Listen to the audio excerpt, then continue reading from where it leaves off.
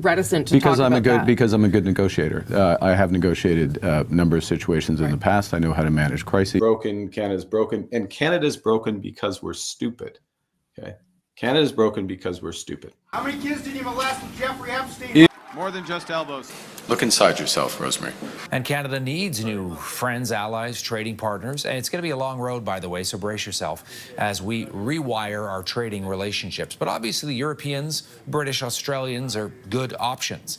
Carney will be in the UK from Thursday until Sunday. Gang, what's up? Aaron here, Canadian Looney. We're going to have Vassy Kapelos trying to find out how much trouble are we in. Our money is tight. Carney keeps spending, calling it investment. He's not getting any money back. Those aren't investments. Our parliamentary budget officer, Jacques, is here in studio confessing that things are outrageous and that he is very concerned for the future of Canadians. Let's take a look and a listen. Is Vassy going to get to the bottom of it, or is she going to help the Liberals cover it up? Let's take a peek. Hey, that's something everyone can enjoy. We'll start today with the federal government's expected deficit spike. The Prime Minister has already signaled the size of the deficit will be, quote, substantial due to the economic impacts of our trade war with the U.S. But the interim parliamentary budget officer this week is sounding an alarm over just how substantial, Jacques is projecting the Liberals will post an annual deficit of $68.5 billion this year, up from $51.7 billion last year. And that the federal debt-to-GDP ratio will increase over the medium term and remain above its pre-pandemic levels. It's not a funny fiscal outlook. It's a really serious fiscal outlook. And we don't lightly use the word unsustainable, right? Unsustainable means you don't have the option of saying, maybe I'll wait a couple of years, I'll see how things go. It means if you don't change, this is done. Joining me now for more is Jacques. Hi, Mr. Jacques. Good to have you back here in studio. I appreciate you making the time. Yeah, thanks for the invitation. Our audience would just have heard a little snippet right now of what you told committee this week about the fiscal outlook that you presented. You said it's not a funny fiscal outlook. It's really serious. Why did you say that? Well, this is in the report we clearly indicated that based upon the path we're currently on, by our estimates, it raises significant concerns with respect to the sustainability of federal finances. What does that mean in layman's terms? I'm asking because we hear that word a lot from economists, particularly when we're talking about deficits or balanced budgets, what and what isn't sustainable. When you say that you have concerns about the sustainability of our financial picture here in this country, like what in layman's terms does that mean? I think certainly from our perspective, we're at the precipice. So we haven't gone over the precipice. We're kind of looking out over the cliff at this point. And we're at a point where, based upon our numbers, things cannot continue as they are. And I think everybody knows that, right? So what we've done is we've taken what everybody's feeling in terms of the anxiety across the country at this point, positive economic growth that doesn't necessarily feel very good. And we've actually put numbers around it with respect to the federal government's deficits over the next 5 years. And for us, it's really important to set the table for parliamentarians so they know what to expect, so they have a better sense of the overall context within which they're going to be presented with Budget 2025. So what's at stake at the precipice? Like, if you fall over the cliff, what's there? If you're able to go the other way, what's there? Obviously, you don't want to go over the precipice. That's probably... Like, what happens, though, if you do? Nothing good. And nothing good. And I think for parliamentarians, and certainly I think all Canadians are very much aware of the challenging economic times that we're in, and the fact that we're going to have more challenging times as we go forward, both in terms of trying to manage the deficit. So there isn't a lot of fiscal space the government has to actually work with at this point. But I think also more broadly looking at the restructuring of the Canadian economy. So something we've touched on as part of the committee hearings, and I think other people have highlighted, is this world order that we've had for the past 75 years is done. That both has geopolitical considerations around additional spending or increasing spending on the defense side, which is definitely a spending pressure. It also has immediate pressures in terms of the Canadian economy and the definitely the attenuating or the diminishing of the linkages with the U.S. and our need to find other linkages outside the country. So in short, it means a lot of change within a relatively short period of time. What does it mean for the near term or the more immediacy, though, as far as impacts on both the economy and what you're looking at, the fiscal outlook? And I ask because in response to some of your analysis, for example, the federal finance minister focused on, look, we're kind of in an emergency, I'm paraphrasing, but we're going to need to provide certain supports and ensure that our economy can withstand that. I sort of interpret that as, we will have to spend more than we would have liked to, let's say, because we have to address the imperative that this trade war with the United States has created and the sort of shock factor to our economy. How much wiggle room do they actually have to do that in your view? It is a very narrow path.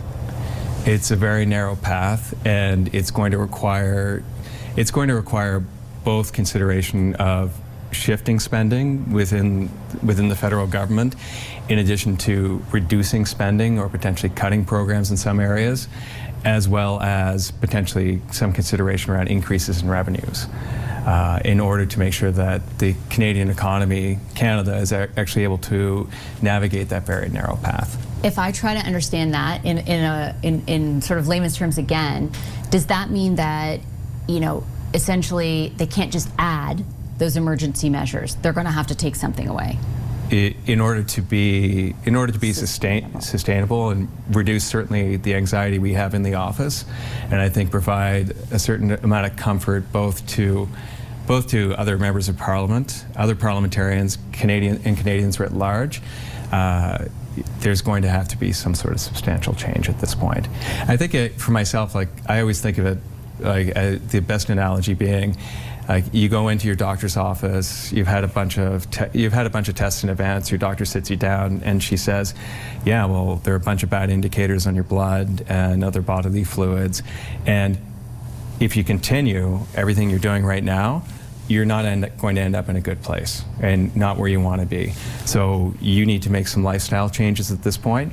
And for the federal government, potentially it's going on a bit of a diet in terms of some areas of spending. Potentially they want to bulk up on the defense side and expand those areas. And potentially they also want to consider, taking on additional hours at the office so they can increase their revenues all at the same time. Do you mean new taxes? I guess we'll see. There are multiple options with respect to revenues. Okay, I did want to ask, because one thing in particular when you're talking about sustainability that you flagged was your projections where debt to GDP are concerned. It's been, there's lots of talk about what's a fiscal anchor, what isn't, all that kind of stuff. One of the ones that has consistently, I think, been identified by the previous government, and in some cases this one already, is the debt to GDP ratio. And often, you flagged that going up over the medium term as a big concern.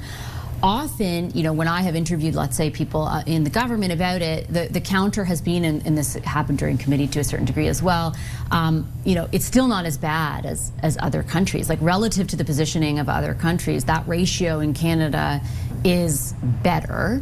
Does that matter? I'm the Canadian Parliamentary Budget Officer, so from my perspective, I'm focused on the Canadian context and not actually being aware of what's going on in the other jurisdictions, but very much focused on the Canadian federal context. And having an increasing debt to GDP ratio over the next 5 years is considerable cause for concern. If for no other reason, as you point out, it has been probably, I would say, the most important mainstay anchor for federal budgetary targets over the past 30 years. And certainly looking at the people that lend money to the country, it's one of the key indicators that they look at as well. Why is that ratio important? Well, because it represents two really important things that I think are really intuitive for people. The first is GDP, and that's the size of the economy. So how much stuff are we producing, how wealthy is the economy, and how wealthy are households?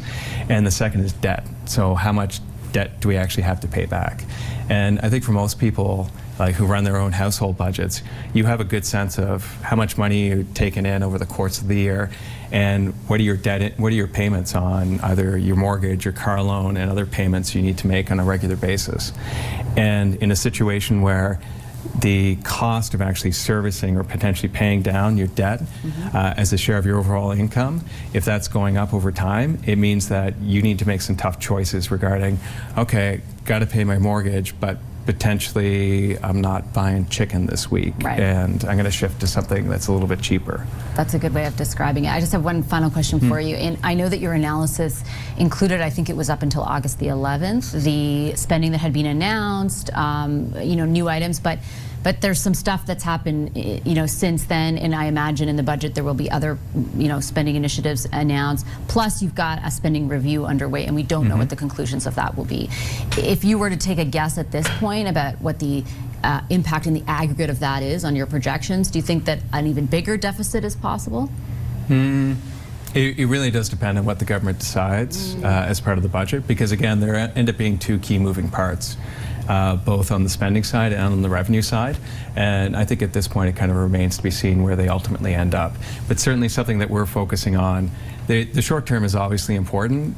We're also really keen to see where the government's targets are over the longer term, and potentially a recommitment to a declining debt-to-GDP ratio over time.